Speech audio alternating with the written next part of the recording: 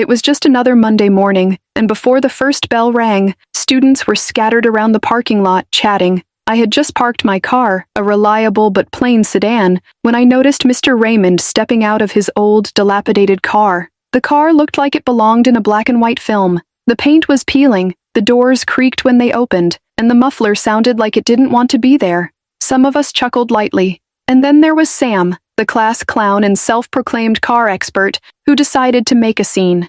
"Hey, Mr. Raymond," Sam shouted, pointing at the car. "Did you pull that thing out of a junkyard? Or does it run on hopes and dreams?" Everyone burst out laughing. I chuckled too. It was hard not to. Mr. Raymond, our history teacher, was a calm person. He never yelled or got angry. He just looked at Sam, smiled lightly, and said, "Maybe one day you'll understand." This made us laugh even harder. What would we understand? That his car was really old? But Sam's teasing didn't end there. During lunch, he started Googling pictures of old, rusty cars and showing them to everyone. "Look, this is Mr. Raymond's twin brother," he kept joking. The teasing went on all day, and Sam didn't miss a chance to crack another joke in class. After school, my curiosity took over. I waited until most of the students had left. I saw Mr. Raymond walking toward his car, holding a pile of papers and a briefcase. On an impulse, I called out to him, "Mr. Raymond, can I ask you something?" He stopped, turned around, and gave me the same gentle smile. "Of course, Jace. What's on your mind?" "Why do you drive this car?" I asked, suddenly feeling a little embarrassed. "I mean, you're a teacher. You could get something new." He chuckled softly and pointed at the car. "Would you like to hear a story?" I nodded, now even more intrigued. Mr. Raymond's eyes softened as he leaned against the car and said, "This isn't just a car, Jace. It's a 1965 Shelby Mustang GT 350. It belonged to my father." I was speechless. I wasn't a car expert, but I had heard that name before. It was a classic, a legend in the car world.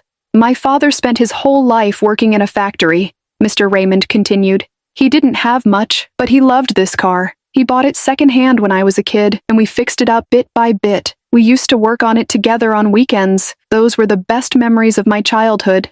His voice cracked slightly, and he looked off into the distance. "When I was 16, my father got cancer. He couldn't afford the treatment, so he thought about selling the car to pay for it. But before he could, his coworkers had collected money to cover the treatment. They told him, 'Some things aren't meant to be sold.'" I felt a lump in my throat as he spoke.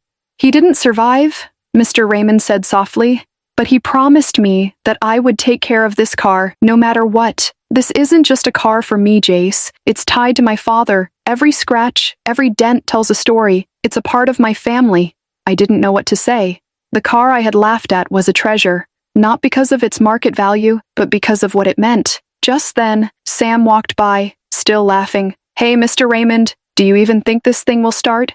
Before I could stop him, Mr. Raymond opened the car door, sat inside, and turned the ignition. The engine roared to life, a deep, powerful sound that immediately silenced Sam. "What did you say?" Mr. Raymond asked with a smile. Sam's face turned red, and without saying anything, he walked away. The next day, I noticed that Sam and some other students were in the library looking up information on antique cars.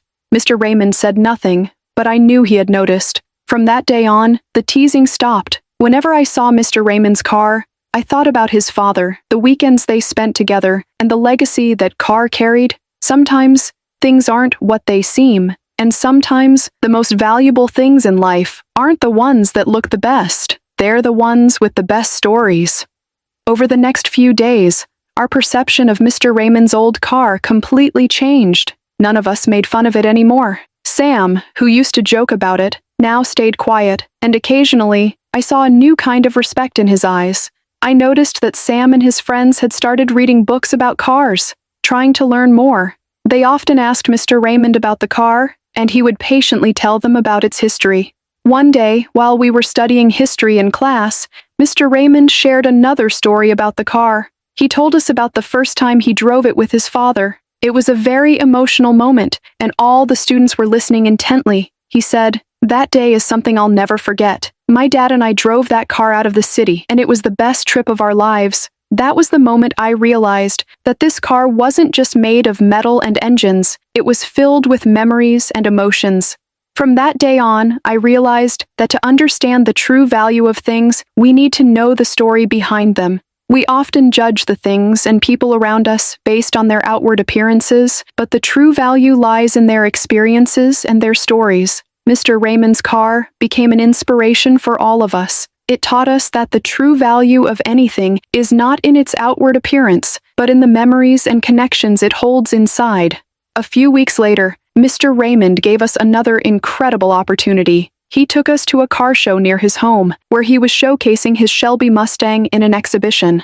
That day, we understood that the car wasn't just a vehicle, but a priceless heirloom that was tied to generations. To us, that car was no longer just an old, rusty vehicle. It was a living history, connected to Mr. Raymond's father and his family. And that's the real significance of life. What we might once have taken lightly tells us its entire story. Sam and the rest of the students now treated Mr. Raymond's car with a new kind of respect and understanding. This experience became a lifelong lesson for all of us. Never judge the value of something or someone by its outward condition, because everyone has their own priceless story.